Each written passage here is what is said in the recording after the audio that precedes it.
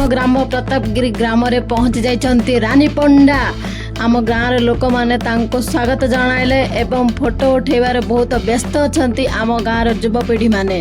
आमे फोटो उठे बहुत खुशी हेलु एवं से मध्य बहुत खुशी हेबार जना पड़ुथिले कारण आम गाँव लोक मैंने सत समान स्वागत जनाइथिले। रानी पंडा आम गाँव को कौन पे हठात आसीथिले जानिबा को चाहछन्ती तेबे भिडियोटी शेष जाए देखंतु निश्चित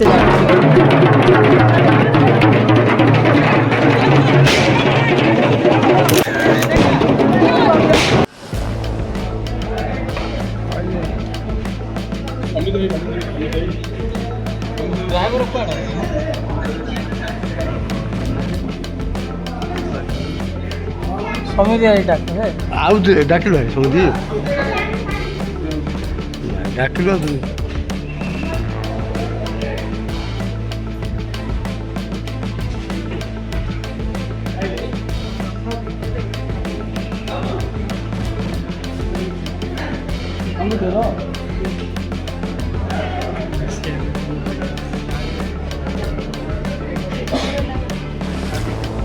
आपण को आमे डाकिलु शासन मान आपण सम्मुख मु अनुरोध करी आमर 30 जन यात्रा परिचालना कमिटी मध्य आमर सिलेक्शन है से 5 जन की 3 जन की 2 जन की जड़े कि कौन स्वेच्छाकृत भाव जो प्रस्ताव आसी से प्रस्ताव आम केते आलोचना कर। मोर नाम गोपाल कृष्ण पंडा प्रतापगिरी ग्राम कुलपुरोहित। कौन कहे आज निष्पत्ति जो कौन आज बैठक कौन आज ये तो बैठक कार्यक्रम मंदिर प्रतिष्ठार पूर्वानुमान गोटे कौन जो बैठक अनुष्ठित होता ए गंजाम जिलार बरण्य पंडित माने उपस्थित थे एवं कौन ग्राम्य कमिटी यज्ञ परिचालना कमिटी ग्रामवासी वृंद उपस्थित थे। ए सभारे मंदिर प्रतिष्ठार उत्सवर कार्यसूची एवं निमंत्रण पत्र एवं प्रतिष्ठा क्यों आडंबर हो पार से उपरे आलोचना करागला। कौन सब आलोचना हला केमती कौन सब आमर जोग स्थिर अच्छी 22 तारिख फेब्रुआरी 22 तारिख दिन संध्यार अंकुरारोपण हम तापर फेब्रुआरी 23 तारिख ठारू मार्च 1 तारिख पर्यंत जगन्नाथ महाप्रभु मंदिर प्रतिष्ठा उत्सव कार्यक्रम अनुष्ठित हम। दीर्घ 7 दिन व्यापी मंदिर प्रतिष्ठा उत्सव अनुष्ठित हम। वर्तमान पंडित 60 जन ये तो यज्ञ मंदिर प्रतिष्ठा उत्सव स्थिर करा जायछि। गंजाम जिलार बछा बछा बरण्य पंडित 60 जन उपस्थिति रे एही मंदिर प्रतिष्ठा उत्सव कार्यकारी हम। प्रतापगिरी मंदिर कमिटी किसी दिन है अच्छी कौन कहे दीर्घ वर्ष धरिक काम करते हाँ आउरी तो है कह गले संपूर्ण है कार्यरत अवस्था अच्छी कलर फलर दिया चलती आउरी सिंह कम गेट अच्छी बहुत कम अच्छी 22 पाहच अच्छी एगुड़ा सब हम किंतु ये समय सीमा भितर ये आम भरोसा करी 23 फेब्रुआरी 2026 प्रतिष्ठा पाई आज विशिष्ट पंडित मानक डकई गोटे संगठन कराइला गोटे मीटिंग कराइला से मानकर भी इच्छा आशा भरोसा अच्छी जे फेब्रुआरी 23 रे यही प्रतिष्ठा उत्सवटा किभली भलसे हो पार से गोटे भल आलोचना करागला। ग्रामवासी थिले कमिटी थिले एवं विशिष्ट विशिष्ट पंडित मान भी आसी से गोटे आलोचना करागला।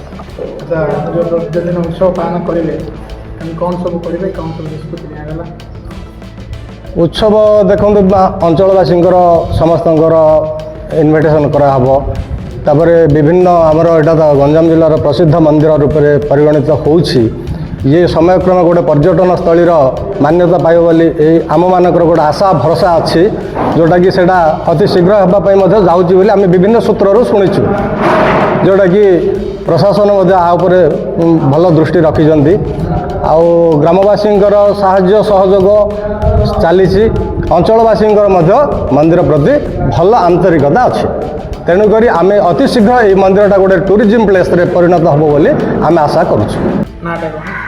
मो ना पद्मचरण पट्टनायक मु मंदिर संपादक भाव कार्यरत।